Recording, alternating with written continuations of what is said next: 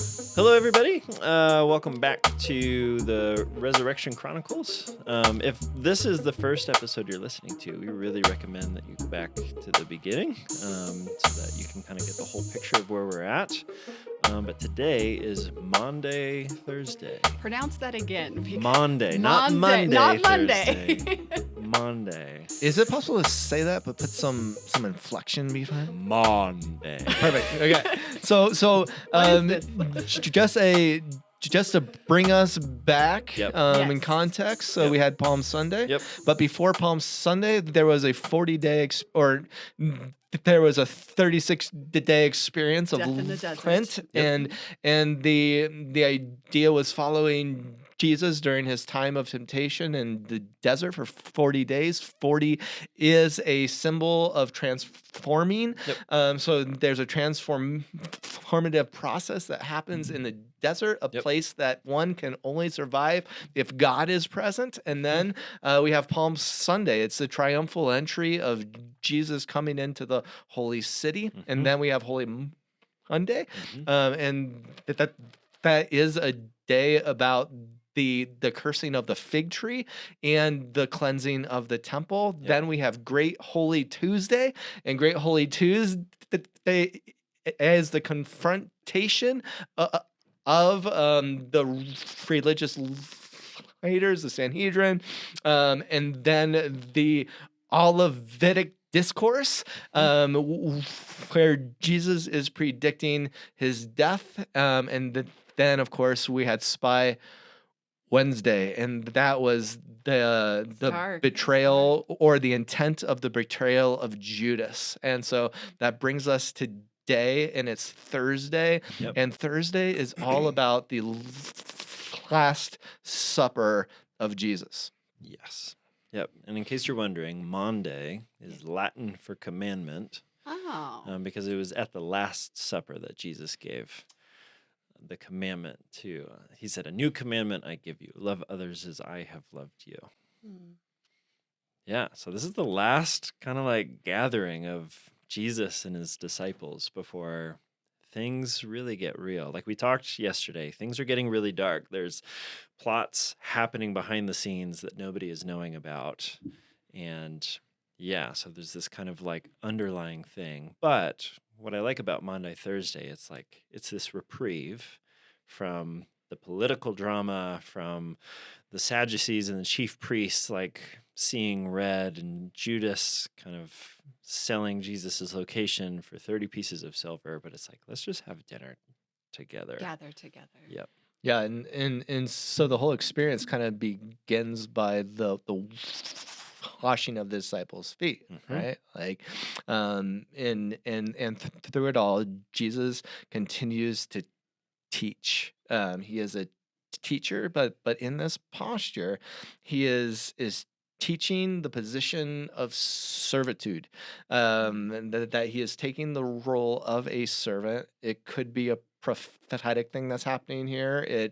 But there is something that is being handed and taught to Jesus, or taught to the disciples from Jesus.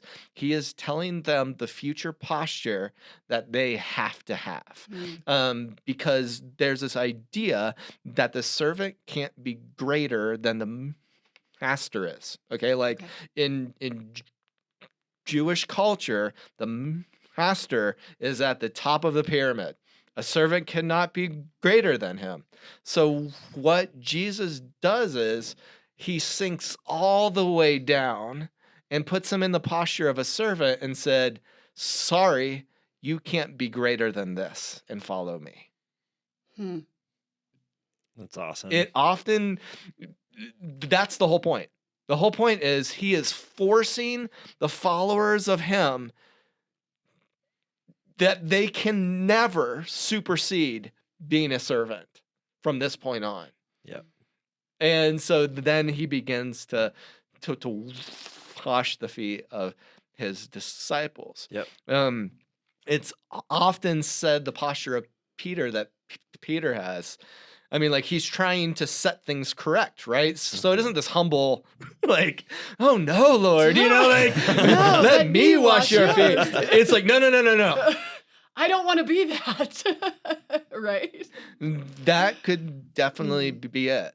There's a lot going on here. Again, the disciples are being taught a ton from from Palm Sunday on.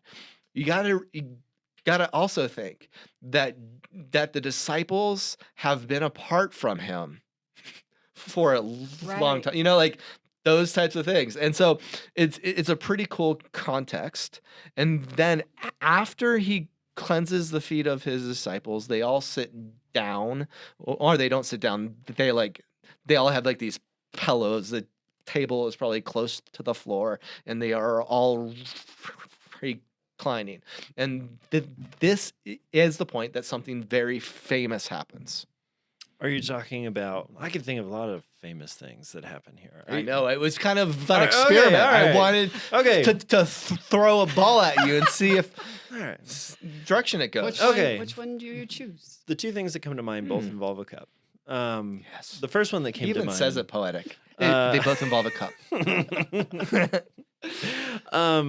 First one is where he says, one of you is going to betray me. And the person that it is the one who dips their hand into this cup. Which, when I was a kid, I was like, well, then shouldn't it be obvious? Like, Judas, like, You're all, did it's the him. disciples not catch that? But, like, everybody's going to dip their hand into this cup. Is that what you were thinking? Well, there's that. Yeah. Plus, there is a cup. But Yeah. but in that story, I think you're definitely correct. And I often think, again, from a perspectives thing, is it possible that Judas didn't think he was going to betray him? Oh, yeah. He did not know it was going to be him. I don't know. There's that whole I don't- go do what you need to do thing that Yeah, happens too. But did Judas see it as betrayal? Sure. Yep. I can In get his behind that heart, for sure. from a heart Yep, perspective, he was doing the thing Yep. that he thought. I can get behind that. Yeah, I don't know. Like, there's something in that. I'm just Yeah. like, are there people out there that think they're serving Jesus, but they're actually betraying him? Yeah. Okay, this cup is there on the table because it's not just like a normal meal. They're celebrating Passover. And this is where the beginning of the sacrament of communion and the Eucharist gets introduced to the Christian faith, where there's this narrative throughout the Passover dinner where they're remembering the Israelites' escape from Egypt and escaping Pharaoh. So Tim Mackey, who's part of the Bible Project, he kind of put the parallel this way. He said Passover is this message of through the lamb, because they sacrifice the lamb and they spread the blood on the doorposts and they get set free. Through the lamb, Yahweh rescues the Israelites from slavery to Pharaoh. And the things that Jesus is saying is he's kind of unveiling a parallel story that's bigger. Through Jesus, Yahweh rescues the world from slavery to sin and death. So he's kind of like saying, it's like this story is a foreshadowing of the bigger story that makes everything complete. Absolutely. So should I ask the question or give the answer here? So how does the broken bread and the spilt cup tie into any of that? Well, you should give the answer. Okay. I actually think it's important. And the thing you said was it gets introduced into Christianity, but it has been age-old to the Hebrew people. Yes. The bread and the cup are as old as Abraham. Yep. And it's a practice that they call Kadesh. It is the act of keeping holy, which comes from the word Kadosh, that means holy. And so to keep something holy, to keep it apart, if there is something holy, anything holy, they practice Kaddish before it. It is the cup and it is the bread. It's the thing that separates the Jewish people apart from anything else. And so there's a story about Abraham and the calling of Abram, and the high priest Melchizedek, when the covenant had been agreed on, that there was bread and there was a cup. And so then this practice of Kadesh began to take place, that for every Sabbath that took place, that Kadesh was practiced before it, because Sabbath had been this um, physical defiance against production, that only the Hebrew people practiced. And so it was this defining factor of, these are God's children. And Kadesh, it was the thing that began to separate it out. So as the sun goes down on Sabbath, well, then the bread comes up and the cup comes up. Sabbath is about to begin, and from this point on, it will be holy. So in the Ten Commandments, whenever the commandment is that you shall keep the Sabbath day and keep it holy, there's an actual specific thing that was actually happening. Is you practice Kadesh as the sun is going down. You are keeping it holy and set apart. It isn't a qualifier of the holy day, but it is an action of keeping it holy. There is Kadesh. So every Sabbath, every festival, every feast, there is the bread and there is the cup, and there is this prayer that the head of the household will say over both. They'll break the bread and they'll say, "Blessed are you, O Lord of the universe. Thank you for giving us the grain of the field to eat." And then they break it, and then so their household, they'll ask, "So what is this?" And because they're Jewish, they always ask the questions. They don't give the answer, right? What is this? And then the people in the household have the ability to answer the question. And because they're Jewish, they're very colorful. They will give different answers, that they will say, this is God separating the light from the dark.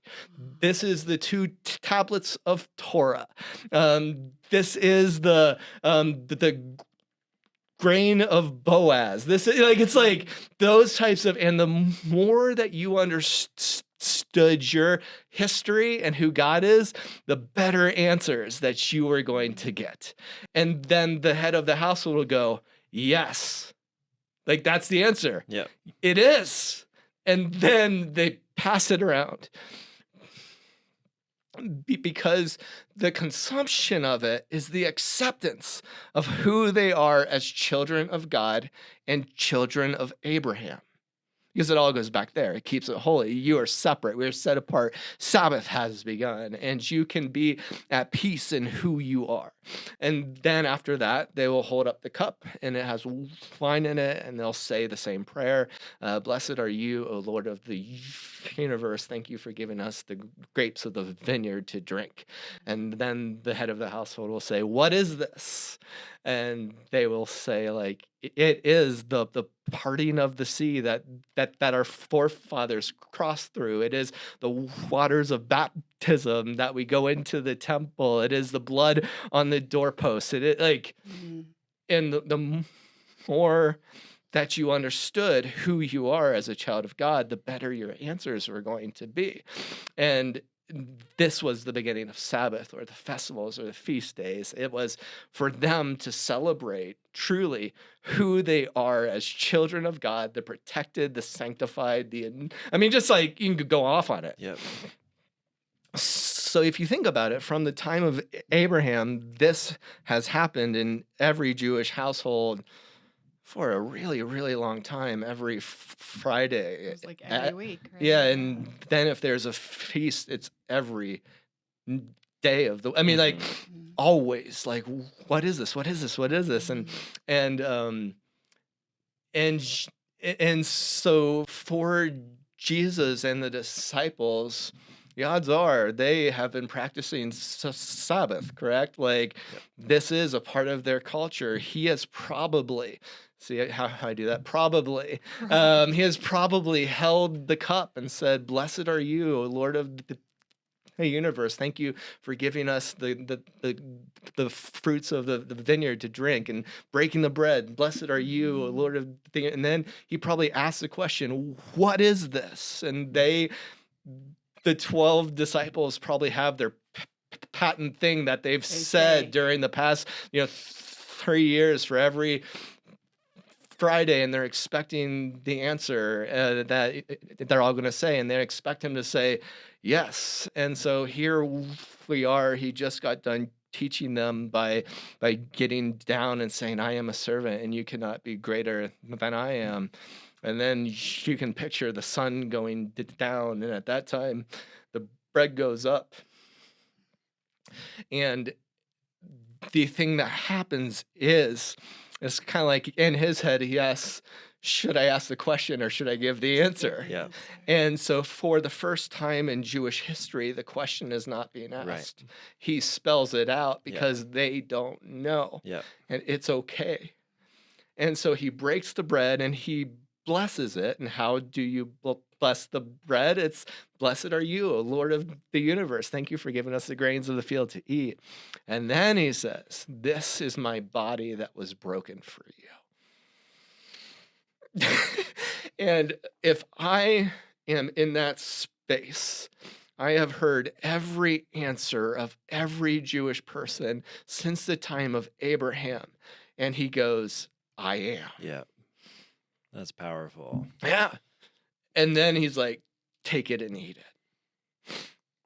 That's incredible. Yeah. And then the same thing with the cup, holds it up. "Blessed Yep. are you, Lord. This is my blood Yep. spilt for the redemption of your sins." And if I'm the disciples, I'm like, the blood on the doorpost, he is. Yeah. The parting of the sea, he was the sea who has been separated and torn. Like, all of it, every sacrifice that has bled on the temple. I mean, it's all wrapped Yeah. up in that. Yeah. And then take it and drink. And then he throws down the trump card at the end. "As often as you do this in remembrance of me." Yeah. It's a trump card because before then, they did this, but they did it to remember Abraham, and they did it to remember who they are as children of Abraham. Yeah. Now he shifted the whole story. Don't do it because you are children of Abraham, but do it because you are children of God, and he has paid the price for you. And that's the story that begins to shift. That's so cool. So towards the end of these things, we try to kind of like bring it home a little bit and take these things and like kind of internalize it. Like, we are the holy city, like talking about like Judas and like the ways that we're constantly betraying Jesus. It's on this day because it's Maundy Thursday, Commandment Thursday, that there are a lot of faith traditions where the priests or the pastors, they recommit to loving others like Jesus.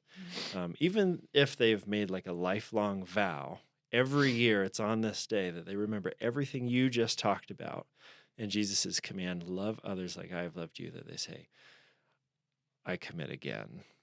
And it's on this day that they bless the oils that they're going to use to anoint the sick and baptize people coming to know Jesus for the first time. And it's on this day that instead of giving a sermon, priests wash the feet of every single one of their congregates to remember what the commandment is. And so for all of us, this takes on new meaning, at least for me and maybe for others too, of like, have I been following Jesus' commandment? And whether I have or I haven't, this is an opportunity to recommit to that or commit to that again. With everything you just laid out, it's like, okay, like you have, I will too. Well, if you're not in tears, we are. But we hope that you will join us again tomorrow. It's Good Friday tomorrow. So we will see you guys tomorrow.